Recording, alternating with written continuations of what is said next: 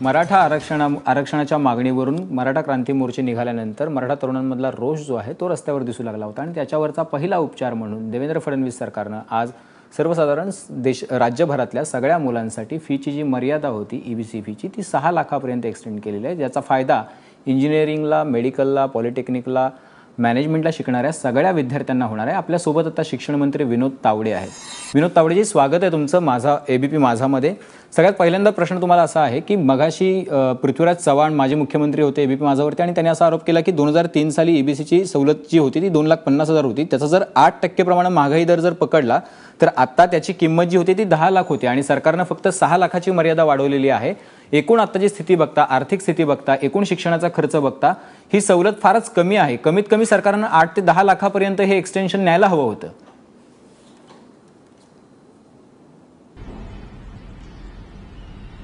मला असं वाटतं की जी आम्ही आर्थिक निकष ओबीसी आणि बाकीच्यासाठी ठेवले आहेत त्याच पद्धतीने मला वाटतं ही रचना झाली आहे।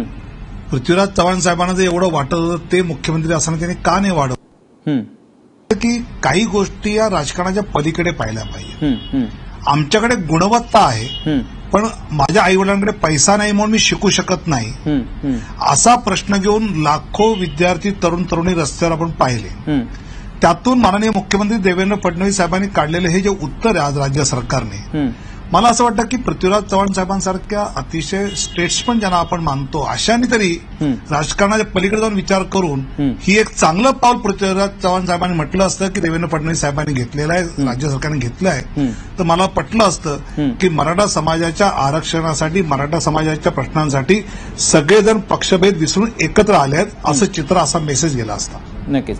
दुसरा एक आरोप असा त्यांनी केला की तुम्ही ज्या एकाच वेळेला असंही म्हणालात की कॉलेजेसनी कमीत कमी हे अश्युअर करावं की 50% मुलांना तरी किमान प्लेसमेंट मिळाली पाहिजे आणि 2 वर्षात कॉलेज ॲक्रेडिटेड झालं पाहिजे। तर 50% प्लेसमेंटची जी तुम्ही किमान अपेक्षा पकडलेली आहे ती अव्यवहार्य आहे। नोकऱ्या उपलब्ध होत नाहीयेत महाराष्ट्रामध्ये किंवा किंवा देशामध्ये, इन्व्हेस्टमेंट कमी होते आहे, परदेशी गुंतवणूक कमी झालेली आहे, त्याच्यामुळे नोकऱ्यांचा दरच वाढण्याचा कमी आहे। तर तुम्ही अशी अपेक्षा कशी काय करू शकता, असा एक त्यांचा प्रश्न आहे।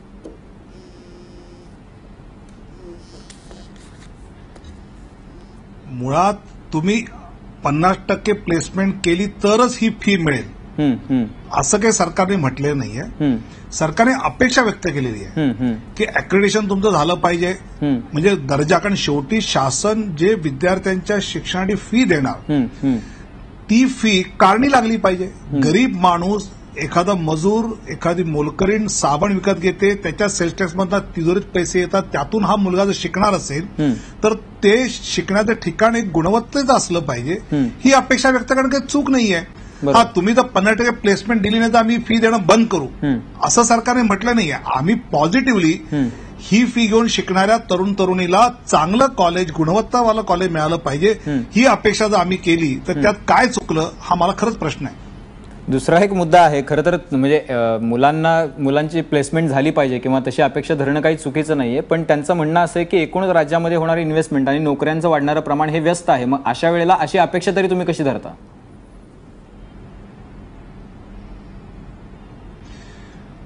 माझं असं मत आहे की महाविद्यालयांनी अशा प्लेसमेंटसाठी जर स्वतः काही पुढाकार घेतला, स्टार्टअप्स चाललेले आहेत, वेगवेगळ्या प्रकारच्या केंद्राच्या राज्याच्या योजना आहेत। आता अण्णासाहेब पाटील महामंडळाच्या माध्यमातून 500 कोटीचं कर्ज उद्योगांसाठी देण्याचं सुरू झालेलं आहे। असं जर सगळं होणार असेल आणि त्यासाठी जर महाविद्यालयांनी पुढाकार घेतला तर याचा फायदा कोणाला मिळणार, तर त्या शिकणाऱ्या विद्यार्थ्यांना मिळणार। ते करण्यासाठी जर आम्ही म्हटलं तर त्याचं खरं म्हणजे मला असं वाटतं की त्या मुलांच्या हितासाठी सरकारने म्हटलेलं आहे। बरं, दुसरा एक मुद्दा आहे की आज मुख्यमंत्री देवेंद्र फडणवीस असं म्हणाले की कॉलेजेस, इंजिनिअरिंग कॉलेजेस ही दुकानांसारखी चालू जातात, तिथे भरमसाठ फी वसूल करायची, मस्टरवरती सह्या घ्यायच्या, जास्तीचे पगार संस्थाचालक ठेवून घेतात आणि कमी पगारावरती लोकांना राबवायचा, हा सगळा अजेंडा चाललेला आहे। त्याच्यामुळे शिक्षणाची जी गुणवत्ता आहे तीही घसरलेली आहे। तर गेल्या काही वर्षामध्ये सत्तेत असलेले पृथ्वीराज चव्हाण असंही म्हणाले की मग ही दुकानं बंद करण्याची हिंमत सरकार का दाखवत नाही? तर मला खूप स्पेसिफिक प्रश्न पडलेला आहे, असं करणं शक्य आहे का? कारण आपल्याकडच्या शिक्षणाची बिघडलेली अवस्था ही काही आज बिघडलेली नाही, ती गेल्या 20-25 वर्षातली सातत्यानं होणारी प्रोसेस आहे। त्या प्रोसेसमध्ये शिक्षणाची वाट लागलेली आहे, विद्यार्थ्यांचं नुकसान झालेलं आहे। तर अशी दुकानं बंद करणं प्रॅक्टिकली शक्य आहे का राजकीय दबाव झुगारून?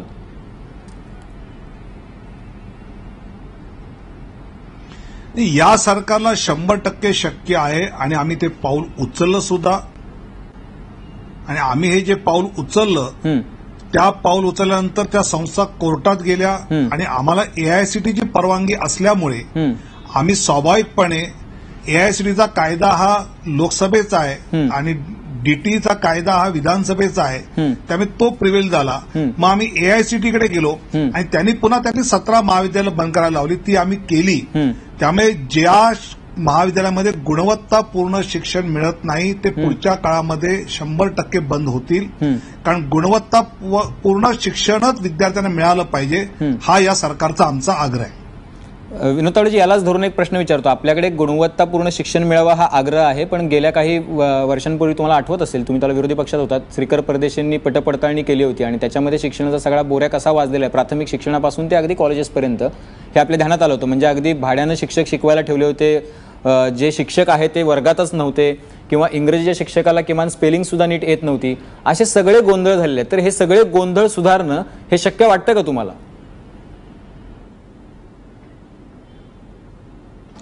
नक्की वाटतंय, कारण गेल्या 2 वर्षामध्ये महाराष्ट्र सरकारने आम्ही जो प्रगत शैक्षणिक महाराष्ट्र कार्यक्रम राबवला त्यामध्ये गेल्या 2 वर्षात ज्या संस्था या विषयाचं सर्वेक्षण करतात त्यांनी सांगितलं की 10% शिक्षणामध्ये राज्यात सुधार झालेला आहे आणि आपला 13वा क्रमांक होता देशात, तो आता 3ऱ्यावर आलेला आहे. हे सर्वेक्षणाची आकडेवारी सांगते. त्यामुळे जो प्रगत शैक्षणिक महाराष्ट्राचा कार्यक्रम आम्ही प्राथमिक स्तरापासून राबवायला सुरुवात केली त्याचे पॉझिटिव्ह परिणाम दिसत आहेत.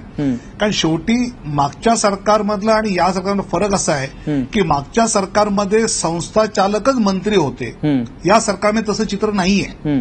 या सरकारमध्ये बसणाऱ्या मंत्र्यांच्या स्वतःच्या संस्था नाही आहेत आणि त्यामुळे गुणवत्तापूर्ण शिक्षण हा कमावण्याचा उद्योग नाही. शिक्षण हे विद्यार्थ्यांना चांगलं दिलं पाहिजे, हा आग्रह या सरकारचा आहे आणि त्या दिशेने आपण पावलं टाकतो.